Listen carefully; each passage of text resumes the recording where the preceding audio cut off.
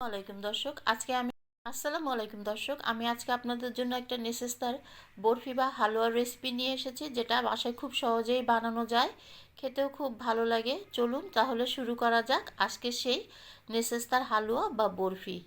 এখানে এই হালুয়াটা বানাতে বেশি পরিমাণ জিনিসের দরকার হয় না। এখানে নিয়ে নিলাম হাফ কাপ মতো কর্নফ্লাওয়ারই দেবেন, অ্যারারুট দেবেন না, এতে শক্ত হয়ে যায়। দিয়ে দিলাম 1 কাপ মতো চিনি, 1 কাপ কর্নফ্লাওয়ার 1 কাপ চিনি, এটার মাপটা ঠিক। আমি সমস্ত উপকরণগুলো দিয়ে এখন পানি দিয়ে এটা ভিজিয়ে রাখবো কিছুক্ষণ।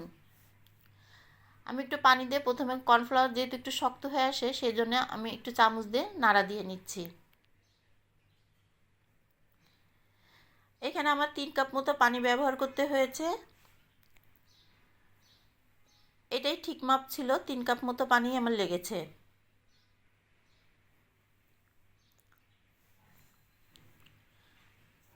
আপনারা পানি দিয়ে ভালো করে এরকম করে কর্নফ্লাওয়ারটা গলিয়ে নেবেন আর চিনিটাও গলিয়ে নেবেন।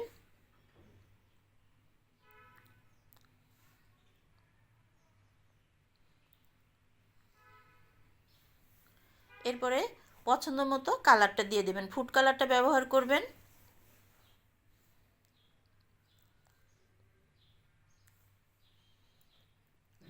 আমি এখন এটা 10 মিনিটের জন্য রেস্টে রেখে দেব।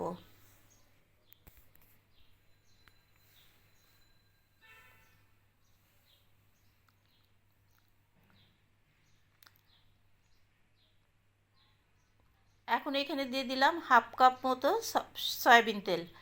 কারণ তেল না দিলে এই জিনিসটা গ্লেজও হবে না, সুন্দরও হবে না, কারণ এটা প্রচুর তেল টানে। এটা বাস্তব সত্যি কথা। হালুয়া এমনি তেল লাগে বেশি, তারপরে কর্নফ্লাওয়ারের হালুয়াটাতে আর একটু বেশিই লাগে নেসেস্তাতে।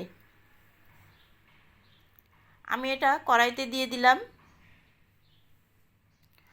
আমি এখানে অল্প হিট রেখেছি, আপনারাও অল্প হিটে রাখবেন, খুবই কম হিট রাখবেন, কারণ এই কর্নফ্লাওয়ারটা খুব দ্রুত হয়ে আসে, জমাট বাঁধে।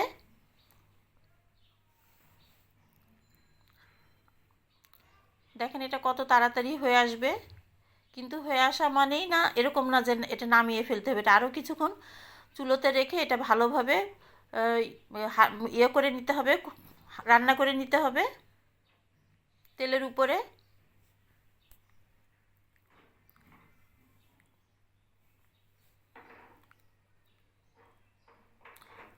দেখেন কতটা গ্লেজি।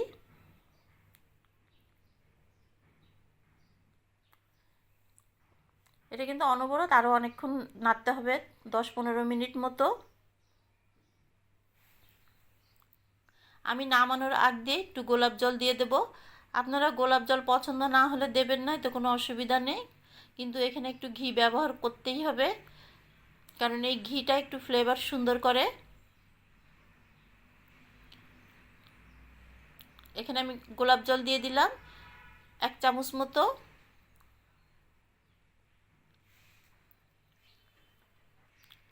আপনারা দেখেন গ্লেজিটা কতটা সুন্দর। এখন দিয়ে দিব 2 টেবিল চামচ মতো ঘি। ঘিটা আপনারা ব্যবহার করার চেষ্টা করবেন।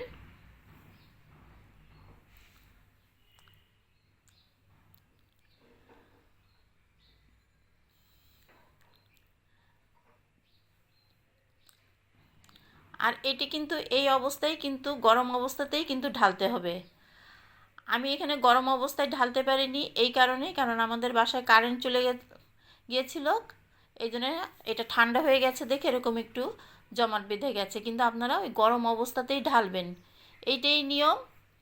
যেহেতু কারেন্ট চলে গিয়েছিল, অন্ধকার ছিল, আমি এটা ঢালতে পারিনি, তাও আপনাদের দেখালাম। যদি আপনাদের রেসিপিটা ভালো লাগে অবশ্যই একটা লাইক, কমেন্ট, সাবস্ক্রাইব করে দেবেন। টুটি ফুটি দিয়ে একটু ডেকোরেশন, এই আর কি। দেখা হবে পরবর্তী কোনো একটা রেসিপি নিয়ে। আল্লাহ হাফেজ।